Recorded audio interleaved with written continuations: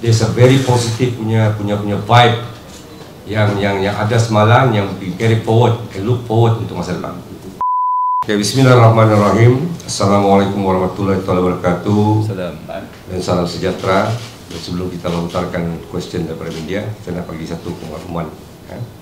So di sini saya ingin memaklumkan pada sesi perjumpaan dengan wakil setiap Persatuan Bola Sepak Negeri FA, Kelab Bola Sepak FC sebentar tadi, kami telah mencapai 2 resolusi. Pertama, saya selaku Presiden FM bersama-sama Datuk Ghani, Presiden MFL serta seluruh perwakilan FA dan FC yang hadir hari ini menjunjung kasih ke atas Pemangku Sultan Johor Tuanku Ismail, Tuanku Mahkota Ismail Sultan Ibrahim, dan segala sumbangan baginda kepada Bola Sepak Malaysia secara keseluruhannya. Dan kedua, pihak FA dan FC juga sebulan suara menyokong usaha-usaha yang telah dibuat dan akan dibuat oleh Pemangku Sultan Johor Tuanku Mahkota Ismail demi kebaikan bola sepak Malaysia. So sekarang saya serahkan kepada media untuk buat soalan. Terima kasih. Halo. Ya, Sandro. Oh, Rajin. Sorry. Okay, itulah. Apa ni? That's why we having this. We had this meeting today between the FA and the FC. Okay, there one of the issues that kita tekankan bahawa untuk di mana penglibatan FA FC akan bergabung tenaga untuk memastikan bola sepak negeri itu jadi lebih sihat. So that means dia ada perkara-perkara yang bila FC membebankan FC dan mungkin FA akan dapat membantu. Itu salah satu kaedah yang kita akan gunakan dan suatu perjumpaan kita itu adalah satu penting. And other matters that to make sure that FFP is to be implemented well, apa semua ini. Dan saya sebagai Presiden FM akan sentiasa memantau MFL untuk perkara ini supaya kita akan lebih tegas untuk perkara ini diimplement secara yang betul. So that is kita punya pendekatan, dan we are always engaged with MFL dengan FM, always making engagement to make sure that perkara seperti ini salary apa semua tidak akan berlaku lagi. So that is kita punya pendekatan.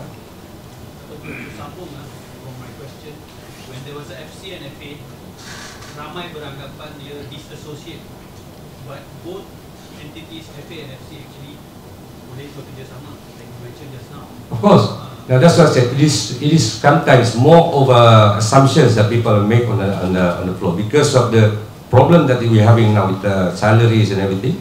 So they are saying that it's actually there is no working relationship between the FA and FC, but that is not true in the reality, because after all, I think most of the FC now is still owned by the FA, so the FA is still responsible over the well-being of the FC.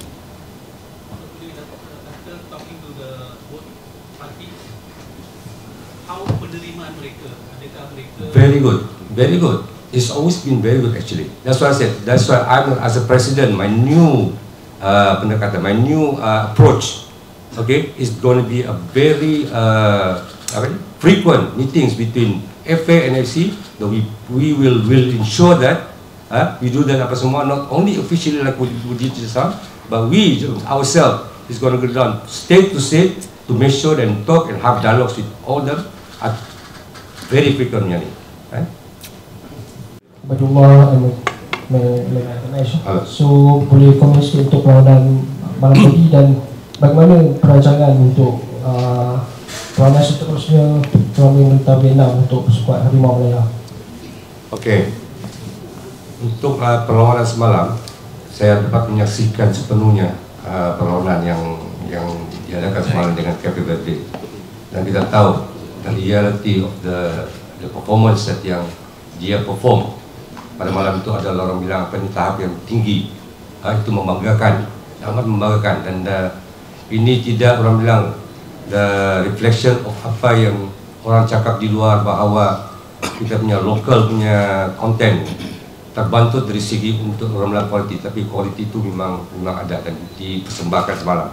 Dan kita pun faham yang kita Ubaidullah sebagai man of the match, which is something yang dia sendiri pun tak sangka dan kita pun tak sangka. Dan Ubaidullah ni, I think kamu pihak media pun tahu perkembangan Ubaidullah daripada mana, daripada squad project zaman saya menjadi manager.